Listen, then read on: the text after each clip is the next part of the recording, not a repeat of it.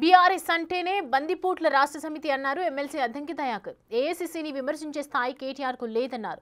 జూబ్లీహిల్స్ ఎన్నికల ప్రచార కమిటీలో దానం నాగేందర్ పేరు చూసి నీతి గురించి మాట్లాడుతున్న కేటీఆర్కు ఆనాడు టీడీపీ నుంచి గెలిచిన తలసానికి మంత్రి పదవి ఎట్లా ఇచ్చామని ప్రశ్నించారు.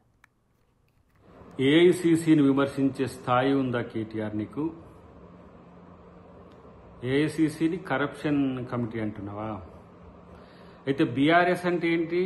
బందిపోట్ల రాష్ట్ర సమిత.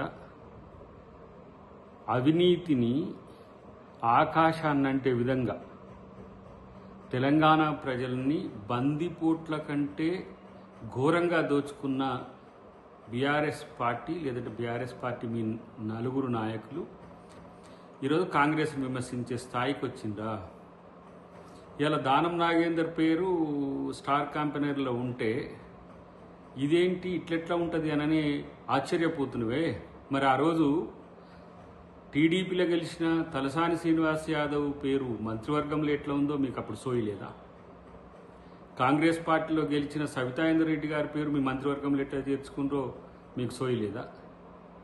మీ అవినీతి గురించి మాట్లాడాలంటే రోజులు సరిపోవు.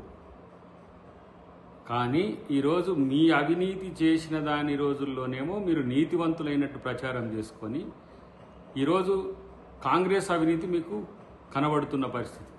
ఏదో ఇక్కడ ఏంది జూబ్లీహిల్స్ ఎన్నిక జరుగుతుంది కాబట్టి ఆ ఎన్నిక చుట్టూ నిన్ననేమో ఒక ఆయన మూసీకి ఆగిపోయిండు, ఒక ఆయన హైడ్రాకి ఆగిపోయి దీపావళి చేసుకున్నారు. ఇవాళనేమో ఈయన కాంగ్రెస్ అవినీతి మీద మాట్లాడుతుండే, ఆయన బస్తీ దవాఖానాలు తిరుగుతున్నాడు. మరి మొన్న బీసీల బంద్ రోజు మరి చెరకు ప్రాంతం ఎందుకు ఎంచుకోలే?